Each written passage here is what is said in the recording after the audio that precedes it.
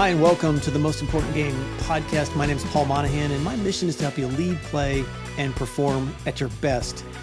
In this episode, we sit with Kyle Stark. Kyle Stark has had an amazing career inside and outside of Major League Baseball. He was a player, a coach, also worked in the front office of multiple organizations, and now he works in leadership, teamwork, and culture, but also in the high performance space. So really interested personality.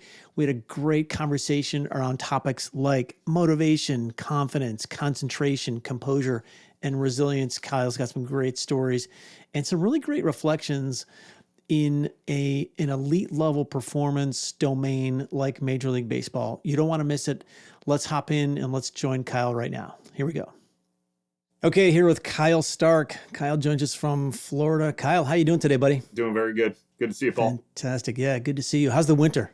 The winter is excellent. This is why people live in Florida and why we don't live in Cleveland anymore. Yeah, absolutely. No question. Yeah, you had a taste of all that up here. Well, you're actually a northern guy, right?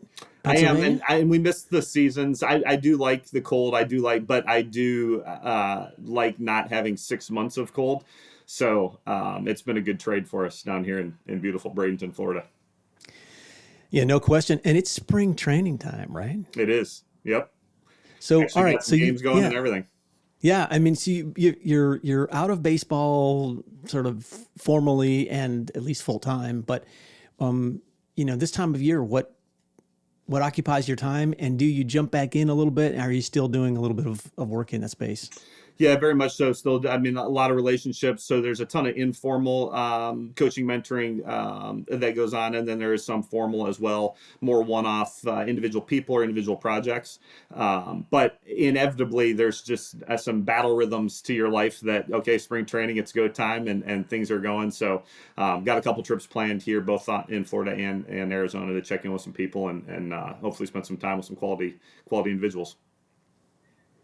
Well, that's a good point, because you know what amazes me, and hung around just a little bit of the Major League Baseball crowd, quality people. It is, if you want to find quality people, go to an elite sports organization. It's amazing, right? It is. And I think, I started my professional journey in Cleveland and just fortunate to be around it. I mean, there's people say, hey, what's special about Cleveland? They've had a lot of quality people there. And, I think that's the case in any organization.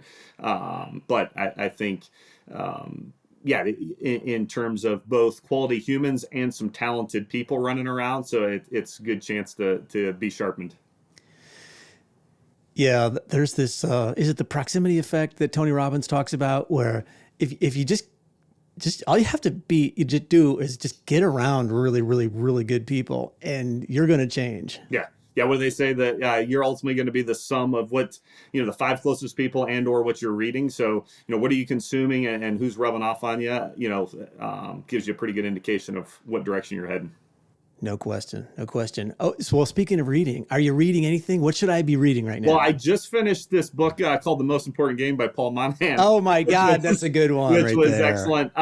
Sponsor moment. But no, it was good, and just enjoyed the stories and the practical wisdom that came from that. Right before that, I had finished Adam Grant's book, Hidden Potential, was the last one I had just read, which was, again, good overview of performance and some of the things we get wrong about performance.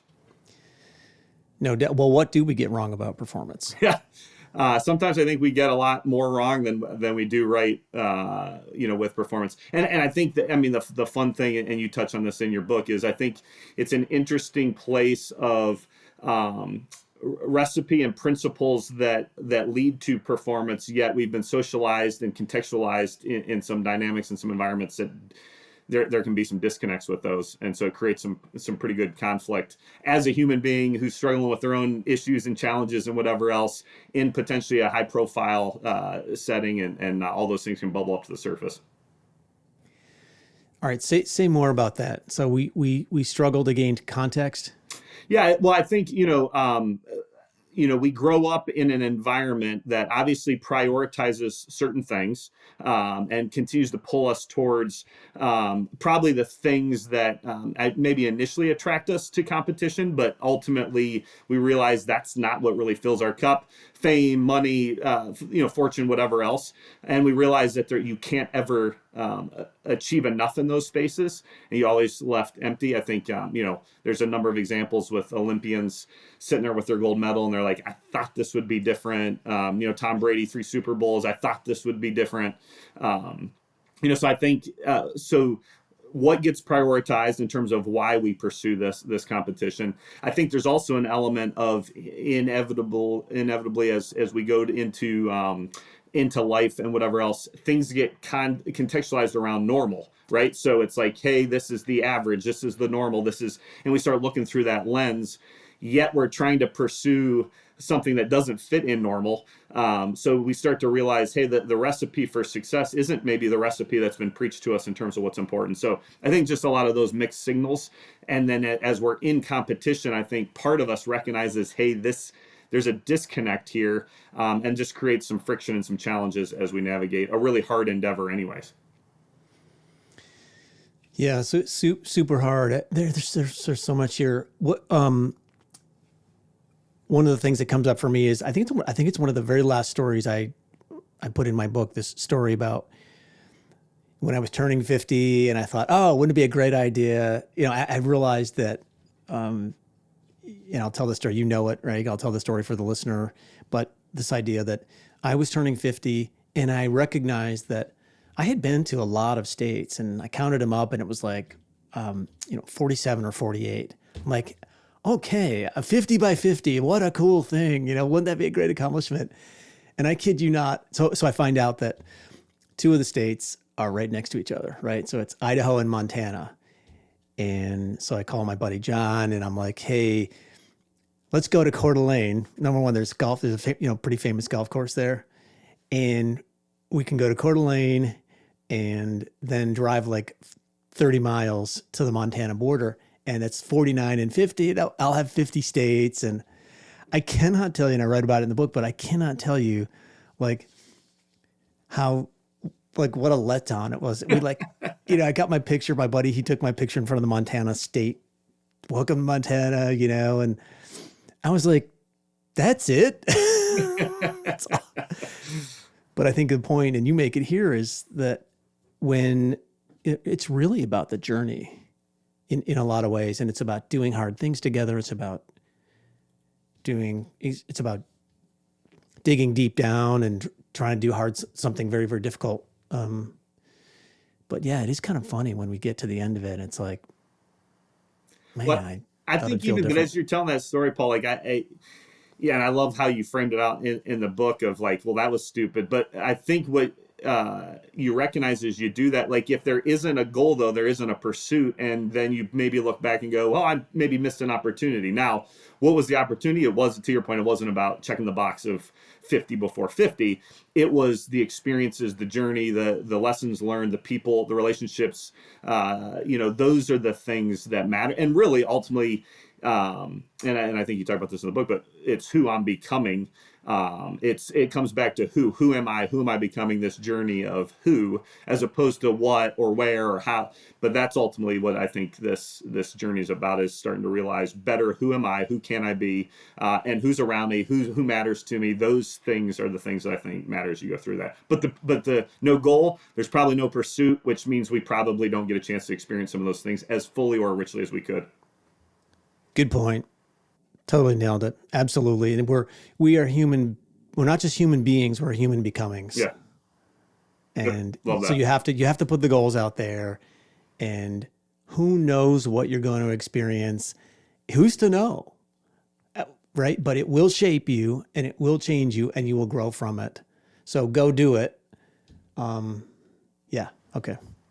Well, and I think even that goal piece, right? I think, because this is the thing too, which I love, you start talking about peak performance or greatness, whatever you want to call this, the term, it looks different for each of us, right? So like even goals, there's been people that have written a ton of books on goals and how to do goals and whatever else. There's also been people that have had a lot of success writing goals are actually horrible, and that it's about habits and everything down the line. And really, but you start thinking about it, what is the principle? The principle is a goal mentality, a pursuit of something, and what helps us move in that direction.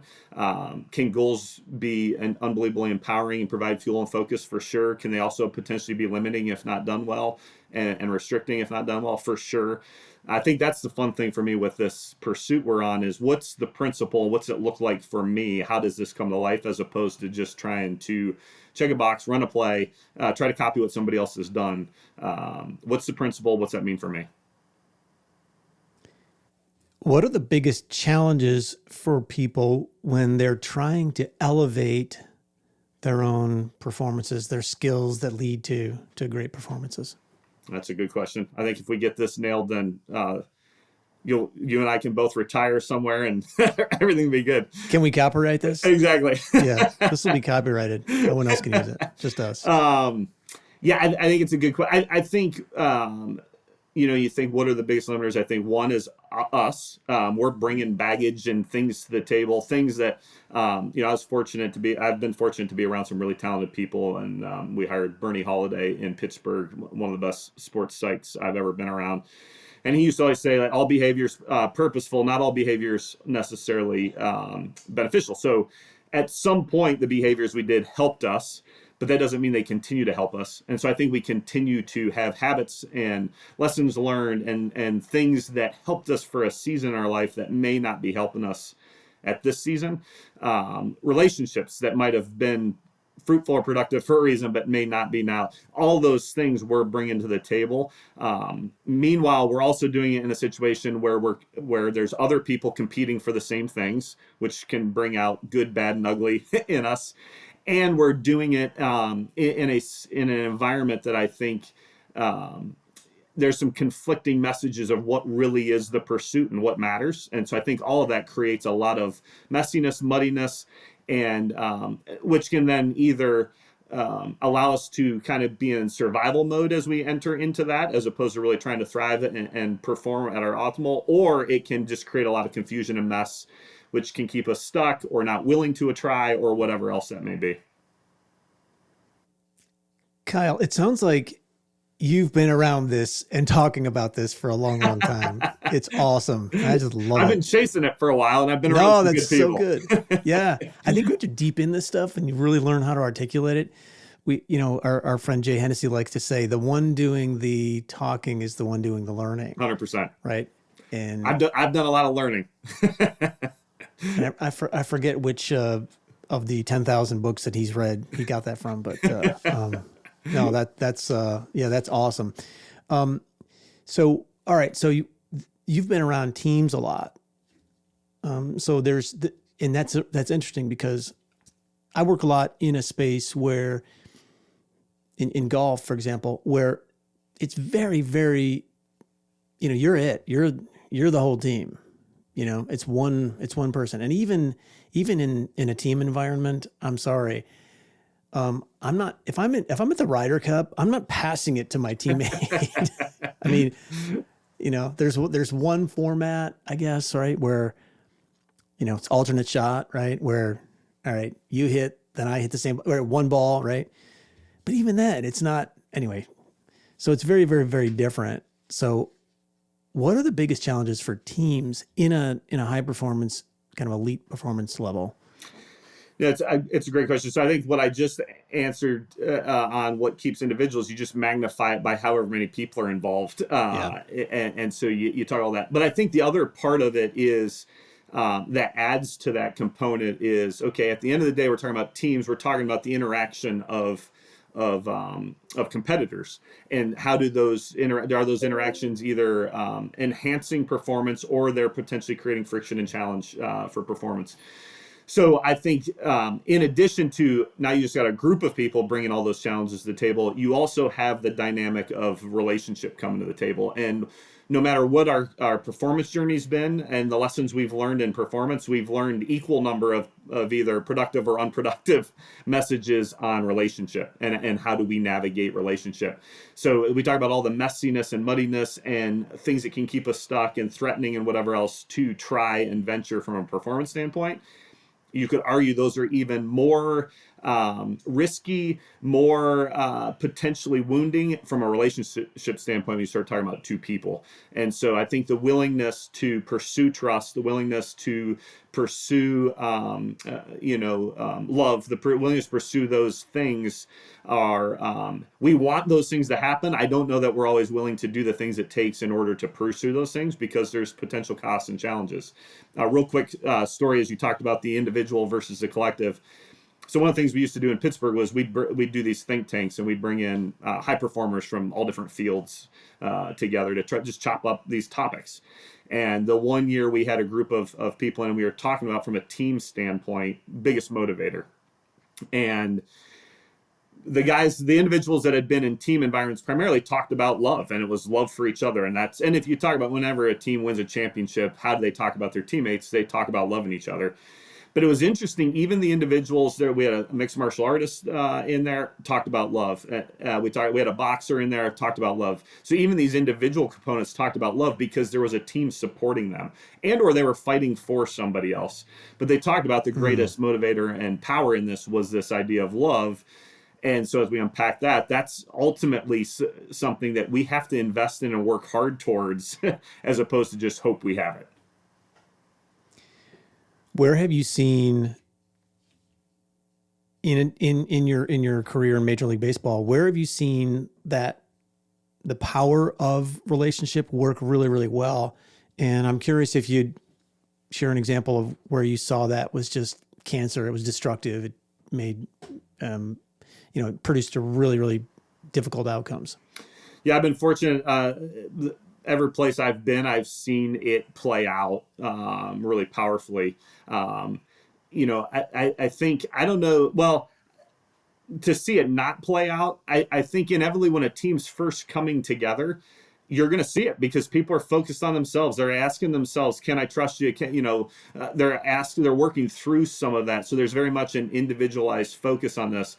And there's got to be something that's a catalyst that gives permission for people to say, no, you can, let's trust.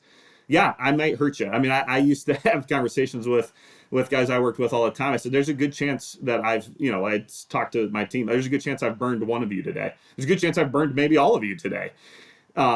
Because we're human beings. The question is, are we going to continue to extend trust? Are we going to continue to, because of the body of work, because of the commitment to the team, because of those types of things, am I willing to venture into that? And I think when a team's first forming together, you need to have someone and then a first follower to say, no, I'm going to choose this to start to get that to spread, and or some type of event or something that becomes a catalyst, for that. But I think initially people are worried about themselves, and so you see love not be the powerful motivator. I think it's interesting though, even if you don't have people necessarily obviously sabotaging, which I've navigated at times as well. Even if you have people that aren't maybe obviously sabotaging, but they're choosing not to fully trust and commit to, it's almost like you got a group of nice people and quality humans, but we're not really building traction. Sometimes I think that's harder and more frustrating because if you're obviously trying to sabotage me, it's an obvious target and we can go tackle it. But it's when we've got good people that are just not trusting for all the valid reasons they don't, it's a harder way to try to build some traction and navigate some of that at times.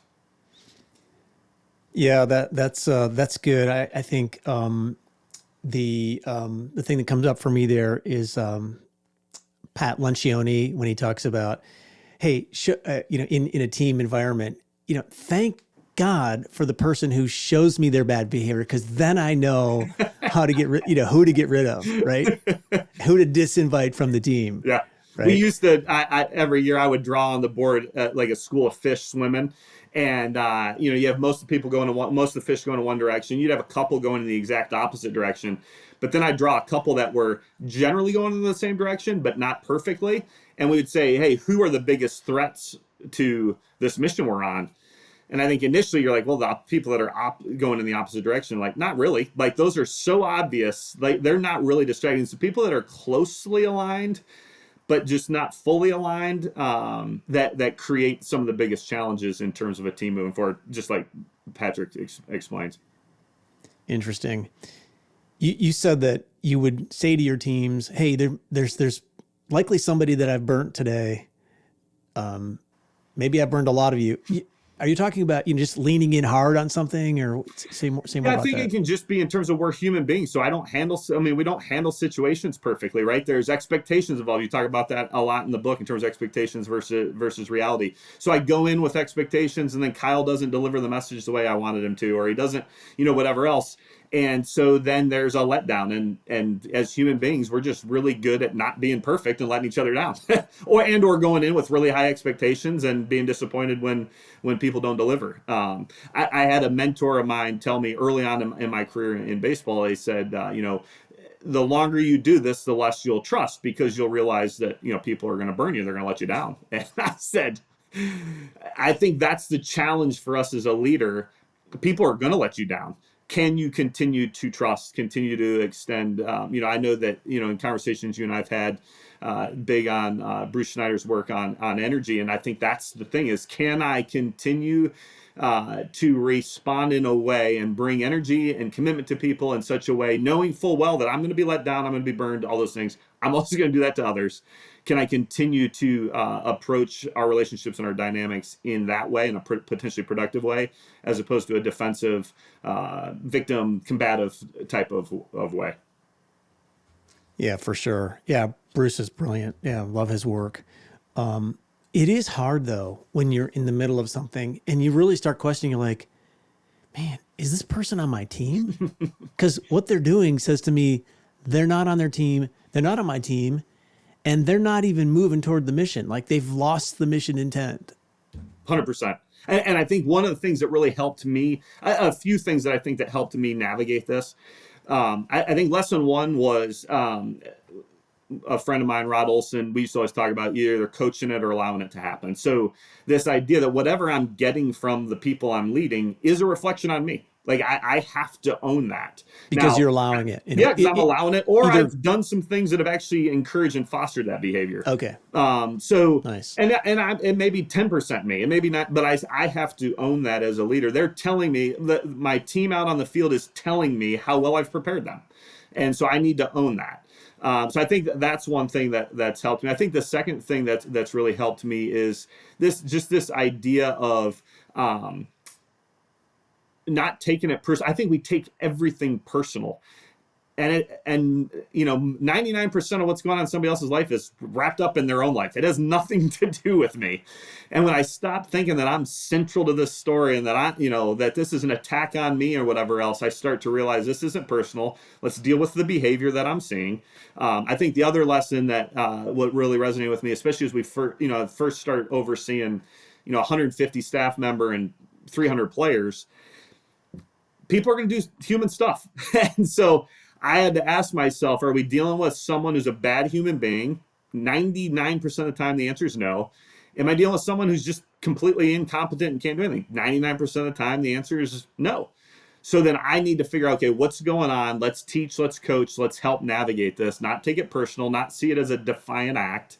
I think the other thing too is the more that you do this, you start to realize what a defiant act really looks like versus, you know what? Hey, this is someone being human. I'm human. We screw some things up. How do we tackle it? How do we navigate it and move it forward?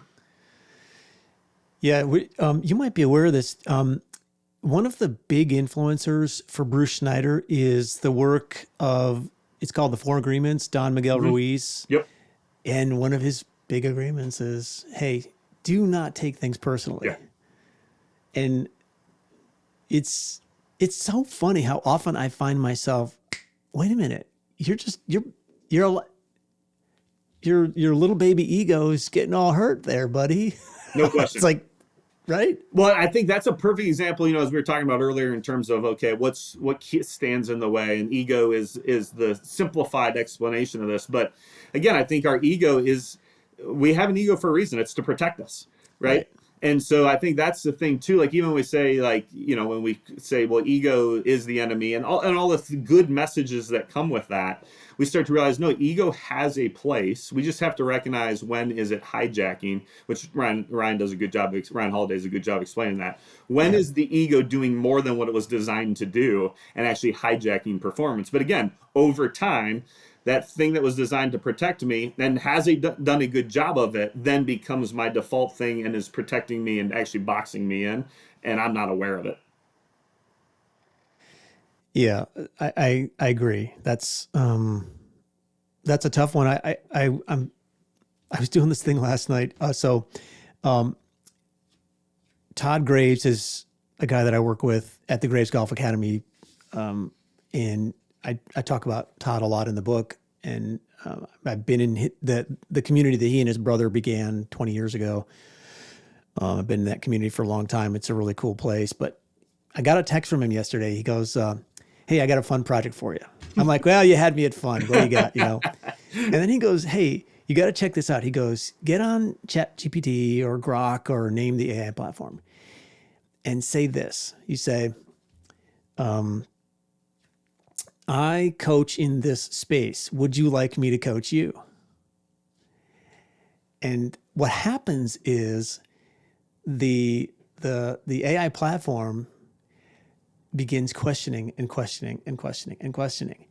And it's really fascinating because they'll say, "Well, tell me more about that, Paul, or how do I do this? Or how do I do that?"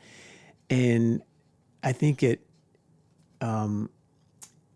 it's all super objective. It's all right. And it really helps you hone some of these ideas. And this idea of objectivity for me came up, like how can I see things as they are, not worse than they are? And it's one of the things that I try and give most people we know. I don't think they really have the language set. They're just like, that guy just cut me off, or, whatever, in traffic. And so for the next hour, they're just out of their mind. Right. And I think there's no better, like, again, coming back to when we were teaching the mental game in Pittsburgh, we talked about championship thinking is a 24/7 endeavor. And I think a lot of times as performers, we think about it in terms of performance. And, we miss opportunities in practice to practice it, but even we just miss opportunities throughout life. And driving and traffic is no better vehicle for these things to come up, because how often we take things personal. That person didn't cut you off. That person probably wasn't paying attention and whatever else. I think it is a great example of where where these things play out way more than we think, and then we wonder why we react when we're in competition that way. It's like, well, I've been practicing. That's my habit. That's my habitual response, the way I look at things. The other thing I think we would talk about a lot is Epictetus' view of, it's not, men are not disturbed by the thing, but they're disturbed by the view of the thing. And I think it's a great reminder for us in terms of the thing is the thing. How I view it, how I respond to it, whatever else is ultimately going to be, the separator. Yeah, it's not what happens out there. It's how you interpret it in here. Yep. And your story about how the world is supposed to work or what should happen ultimately is one of the key drivers, I think, behind how you interpret that. 100%. I think, when we would talk about the mental skills in Pittsburgh, and we'd argue about, which one's more important, whatever else. And, my viewpoint is the way we broke it down: 5 mental skills: motivation, confidence, concentration, composure, and resilience. My argument was always motivation was the most important, because it was my view of how do I define success. So how I view success, which ultimately is how's the world work, making sense of those things, is going to then interpret how I handle every situation, to then layer in confidence, concentration, composure, resilience, whatever else. But I think that lens of how do I define success? How do I define the game that I'm actually playing?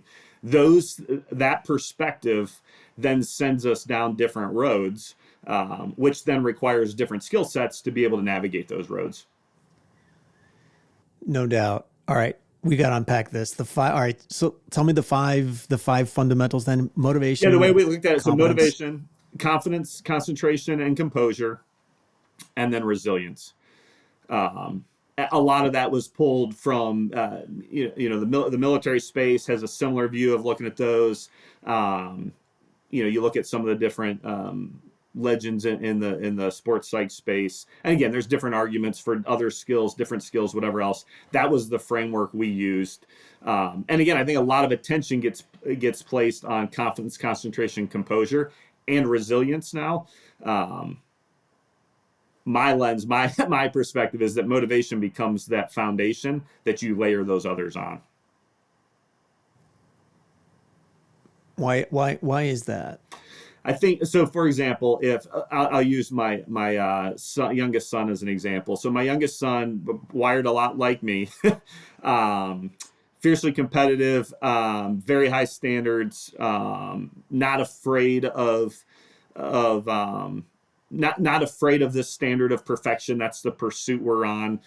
Can also create some challenges in terms of how we pursue that. But fiercely competitive, and at an early age has a quick, short fuse. And so, we would talk about with him, look, I can continue to do I can continue to help develop his composure skill. Something bad happens, teammate screws up, whatever it is. And I can keep training some of those different composure skills. But if I don't step back and go, why is he losing his mind when something doesn't go right? Well, it's because of how he's defined success, or to your point, how he expects the game to be played, how the rules of the game are. And so if I expect that there can be perfect performance all the time, well, then when something doesn't go well, and so I can then layer some composure skills on that, which are needed. But if I don't change my motivation lens, my motivation orientation, how I look at things, then I'm going to continue to keep having to find new skills to navigate that. So it's a little bit like the thought pattern model that Bruce Snyder talks about, where it's like, okay, that's really where it all happens. Yep. The composure stuff is important because you've got teammates and you can create collateral damage if you're not composed, and right. So you can so the composure fixes that. I think your point is here, correct me if I'm wrong, Kyle, is that you also have to work on the thought pattern that you're anchoring to that creates the frustration, the fear, the anxiety, the doubt, whatever you're working with. Yeah, everything we would talk, same thing. We would say everything begins with a thought. So no matter what outcome we're seeing, it began with a thought. Something happened, we have a thought about that, which then leads to an emotion. And you can make arguments in terms of sometimes actually the emotion may come first. I'm not even aware of something, but these then set a chain reaction into something. We actually hired a guy at one point, not to get too psychological, but we hired a guy at one point who had done some work with Naval Special Warfare on the assessment selection side, Chris Johnson, brilliant psychologist. He came from the school more of the acceptance-based approach to psychology in terms of, hey, thoughts happen, emotions happen, whatever else. It doesn't mean that it's a thing. Accept it, move on. Accept reality, accept whatever, accept and move on. Most of the guys that I had hired initially were more cognitive based, and so it was more the thought, control the thought. I think the beautiful thing about life is we're some combination of both of those.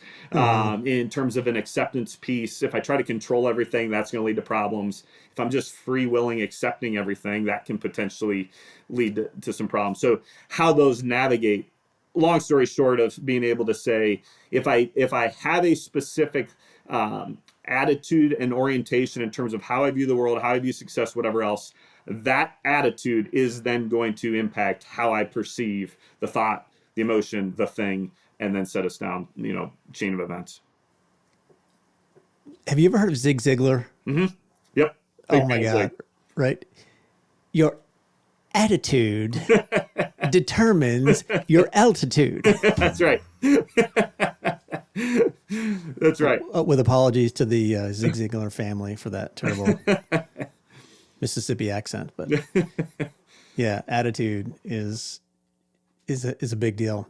Did I don't know if I told you, but years ago, the Successories branded wall decor, teamwork, attitude, grit. all this, it was, they had a retail concept in the early 90s, and my wife and I and another couple, we bought Oh, a really? retail, yeah, we bought a retail franchise in, yep, in Buffalo, New York. And we had, for 5 years, we had a store. And That's awesome. so I actually got to meet some really interesting people. I got to meet Brian Tracy, and remember Dennis Waitley, Yep. by the way, Yep.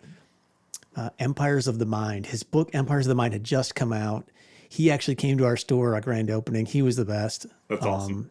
And then Zig Ziglar. I mean, all these guys are a little bit old timey at this point, but just great. Yeah, the beautiful fodder. thing for me is the principles are the principles. I mean, we find different ways to say them, deliver them, whatever else, but it's amazing to me as I look at progress or whatever else, and the things we think we're inventing now, and you're like, so and so said that 50 years ago, so and so said that 2,000 years ago. Stoic philosophy is really popular 2,000 years. I mean, I think these are the things, a reminder for me whenever I think I'm really clever coming up with something new, somebody before me at least laid the groundwork for me to build off of, if not had the same idea. And there's maybe somebody in the world somewhere else that's just not online who's said the very same thing 100 times, and I don't know him, but I think I'm really special because, again, the world revolves around me. So that's why I take everything personal. I know, it's so funny. I'm working on this project right now, and I call it the 5 Heroes of Potential. It's going to be my next book, and it'll be the foundation for a lot of the things that I do going forward. And some days I'm like, oh, this is so new. It's like, and I'm like, no, Marcus Aurelius, he was there a long time ago. He had you. He was talking about this. But how did you get to St. Bonaventure University? Let's talk about that story. The Bonnies. So I grew up in Bradford, Pennsylvania, rural town, middle of nowhere, Pennsylvania. Oil town. Yep, oil town. Was booming in the early 1900s, not so much when I was living there. But Bradford is 25 minutes away from Olean, New York, which is where St. Bonaventure is. And, growing up in Bradford, my dad worked in the oil fields, just blue collar town, lots of really just foundational things laid for me there. But like I said, St. Bonaventure, 20 minutes away, and I started going to baseball camp at St. Bonaventure. Started developing a relationship with the head coach, Larry Sudbrook, who's a Cleveland guy. Yeah. Larry was there when I was there. So, yep. Yeah. And Larry, so I started working the younger camp in order to go to the older camp. And Larry's a big hunter. I love hunting as well. And so we ended up developing a friendship. When it came time for me to go to school, Larry said, hey, feel free. You can come here and play. Had some better opportunities, wanted to move away, and ended up going to Ball State. But after Ball State, went and got my law degree, and then I was missing the game. And so I reached out to Coach Sudbrook and said, hey, I'm trying to look at what's next. I'd like to coach. I'd like to get back on the field. And Coach said, well, I've got a position. I grew up on the position player side of the ball. He said it's a pitching job, so you're going to have to teach pitching, but if it's yours if you want it. And so, did a deep dive and studied the pitching side of the game. Ended up going and working for 2 years under Coach, who's a friend, a mentor, and it was cool to be back home in that area and get a chance to coach and do some things actually in the baseball program that had never been done, haven't been done since, as far as just being a part of some special. Coach Sudbrook, Mark Evers was the other coach. We got after it, had a ton of fun, had some unbelievable success on the field, and good couple years in my life there. Oh, that's so cool. It's an interesting, it's a tiny, tiny little school. For those who don't know, St. Bonaventure University is a Franciscan college, Franciscan University, founded in the 1850s. Been in Olean, New York, all that time. Rather famously, philosopher Thomas Merton spent time there, and I think wrote part of Seven Storey Mountain while he was at St. Bonaventure. Would have been in the 1940s or 50s. I probably have that wrong. But you've got this little tiny college. It's less than 3,000 students, and year in, year out, for decades now, it's had this incredible baseball program. It's really incredible. Yeah, and the cool thing is, I mean, when you know Coach Sudbrook, so baseball um, at the time, and I believe has continued, not funded well, scholarship wise or budget wise. But Coach, again, I think it comes back to Coach knew who he was. He wasn't trying to be somebody he wasn't. He didn't try to be some guru, whatever else. But what Coach did was he knew what types of players he could get, which types of kids he could get. He taught them how to be tough competitors, grew up boys into men, and developed a sense of team in that program that they always, outpunched their weight.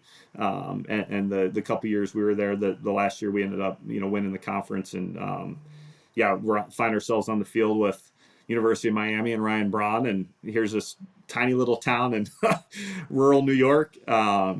Tiny school, tiny town, and because of people. Again, coming back to the relationships that are forged, and the sense of team. Yeah, it's really a fascinating story. Cool that you got to spend time there. And Coach Sudbrook, I've never met him, but everybody knew who he was, and he was back in a long, long time ago. He was, he was creating a really, really great program, and that's super cool. Yeah. So after St. Bonaventure, now you're in coaching now, right? So I was coaching at St. Bonaventure, and then I knew. People say, "Hey, how'd you get into pro ball?" I always wanted to be a big leaguer, like every kid growing up, and I learned sooner than I wanted to that wasn't going to happen, and so. I wanted to. Baseball was my passion, my first love, and I wanted to be at the highest level, and so I wanted to pursue professional baseball. And so I reached out to 30 clubs saying that I wanted to work for a club, and old school wrote letters to everybody. And one of the teams that reached out was Cleveland, and they said that they had an internship opportunity to be able to go there. We had some conversations because they had just shook up their pitching coaches throughout the system. They said, "Hey, would you have interest in coaching?" I said, "I'd probably rather be on the field, but I would have interest." It didn't play out, so I ended up working in their front office for 4 years, parts of 4 years, before going on to Pittsburgh. But again, fortunate, good people, good organization, learned a lot of things, met a lot of good people in Cleveland, and set some foundational things going forward. Was Chris Antonetti there when you were there? Yeah, all those guys. I mean, so Mark Shapiro was the gosh, GM. Yeah, right. Chris was the assistant GM. Mike Chernoff was the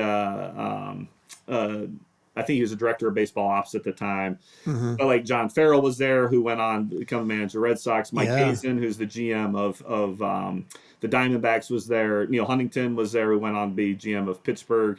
And then a couple guys that are in GM roles now came right after me. So, and before that, there was a wave of guys that had come through there, going back to really John Hart, creating an environment of let's find talented people. I don't care where they come from, and let's figure out how to give them opportunity. It really is an interesting story that the Indians / Guardians, you can write that story over time, and how they've, to use your term, that, they've punched over their weight. You know what I mean? Like they've really, for a small market team, have done extremely well. And it's a cool story. It is. And I think, when you look at organizations that are successful for a long time, I think, a lot of times we'll talk about front office, we'll talk about field staff, we'll talk about all these different players. All those things matter. Ultimately, it's about the players, but how do you get there? It's, some function of selection and development. Yeah, you have to look at owners. And, Mr. Dolan just passed away, but the Dolan family has provided stability, provided support. They created an environment where they identified talented people and then supported them to go run a play and go execute. And that consistency then played out. And again, coming back to John Hart, I think set these things in motion. Mark then elevated it in terms of commitment to culture, whatever else. And then Chris and Mike have continued to take things to new heights. Yeah, no doubt. And, Chris Antonetti, like you might know this, but back in 2019, he took a week out of the summer and left and went to the mountains of Wyoming for a week for a leadership experience. Yep. which I happen to be on. And like, it was because it was really, really, really, really important to him. I think it's both important to him, and one of the things that I've always really appreciated about Chris isn't trying to micromanage anything. Chris is really smart. Chris has an opinion. Chris is not afraid to challenge. But it's amazing every time I shoot Chris a text, congratulations on whatever else, and he immediately says, I've just identified talented people and tried to get out of their way. And he does more than that. But I think that we miss that a lot of times as leaders, like get good people, make sure we're aligned in the right direction, and then get out of people's way. I think a lot of times we end up creating more friction than we do helping by getting in the weeds too much with people. I know I have at times. 100%. And I think that's one of the fundamentals of coaching, that the answer is in here. Our job is to let that brilliance emerge, right? You know, it's funny. I work with a SEC coach, really talented guy, and we've just built a friendship over time. And at one point we were having a conversation, and he said, the more I do that, and he's obsessed with learning. I mean, if there's something out there that can help him be better, he's diving into it. And he said, the longer I do this, the more I realize that the problem/answer is not out there, it's in here. And like whatever thing I'm trying to find out there, it's like, no, the better I know myself, the good, the bad, the ugly, and can make sense of that and get it working in the right direction, the better chance I have. And so I think then as a coach, our job as coaches, whether it's with sport, with leader, with whatever, is to help that person figure out who they are, what matters to them, and then whatever that is that's in there, both the good, the bad, and the ugly, how do we help get that out so that we can process it and move forward? What's the best advice you ever got when you were playing baseball? So I'll share a couple as I think through. So the first one, and it's interesting, a lot of these get connected to St. Bonaventure when I was growing up. Mike Threehouse played at St. Bonaventure, unbelievable hitter, ended up coaching softball there, really good hitting guy. Great reminder for me too, that when you think about professional baseball and the pinnacle, it's the pinnacle. The best in the world player wise are there. There's some really good coaches and leaders that are not at the pinnacle, that are doing things other places. Mike Threehouse, one of the best hitting guys I've ever been around. And you're saying he's not in major leagues; he's somewhere else. Yeah, he was coaching softball at St. Bonaventure. Yeah, gotcha. And he said to me, he said that it's not your swing, Kyle. Because it's like, you have a night, you go for 3 or whatever else, and you're like frustrated, whatever else. He says, it's not your swing. Two things. One, recognizing that sometimes the opponent does a good job. Number two, it's not always mechanical, physical. But just that recognition of, because I think as coaches, a lot of times we immediately want to go to the technical, tactical side of things. Again, coming back to everything starts with a thought that's showing up in the swing. So that was one. Another one was Mark Tremuta, played at Bonaventure, played some in pro ball, and has been a scouting director. Really talented guy. And Mark said to me, he says, it's not always the best player at every level. It's the one who continues to get better and grow. It was just a reminder as we're sitting there comparing ourselves all the time. And it's like, who cares where we're at today? I want to know where are we at a year from now, 2 years from now. And so that reminder of committing to growth, to the best learners, really is what he was saying to me, are the ones that you want to bet on. Man, that is good advice. The best learners are the ones that you want to bet in. It's surprising to me how many times you hear about these no names that showed up from whatever, JUCO or NAIA, yep, or whatever. They're like, nobody. Yeah, that was the learner, right? Yes. That was the one who dug in. There was grit, but there was also a growth mindset. There was learning. More often than not, the ones that the best at the levels when we're younger, typically they're just early developers. I mean, that's really more often than not what it is. And now that's not to say those early developers can't continue to progress and be good players. Right. And I think we need to be careful that we don't get seduced by how much better can a player get. It's like, well, that player can get a lot better. He's still not going to be as good as this one. We got to juggle all those things. But the reminder of, if I'm just evaluating what I'm seeing today and I'm trying to project future performance, I'm missing a huge part of the puzzle. No doubt. Kyle, this has been really interesting. I have a lot more questions, so I think we'll have to get something on the calendar and do this again. But great to talk to another St. Bonaventure graduate, a fellow alum who spent a lot of time in major leagues, and really have enjoyed the conversation. And let's do it again. Sounds good, Paul. Thanks for having me on. Thanks, Kyle. Bonnies. Appreciate it. Yeah, man. Go Bonnies.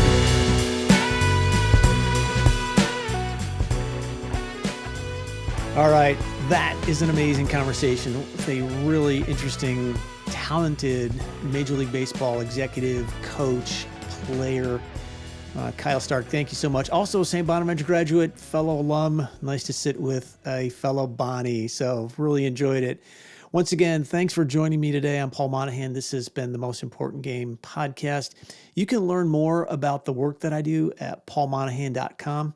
You can also get a copy of the book that Kyle and I just talked about. Kyle just finished reading. Thanks, Kyle. And thanks for referencing. Called The Most Important Game. And it's available wherever fine books are sold. Also available in audio as well. Want to send a shout out to Kevin Monahan. Thanks, Kevin, for all the work behind the scenes in producing the show today. And until next time, remember, don't give up. Stay in the game. It is possible for you to play better, struggle less, and enjoy more. See you soon.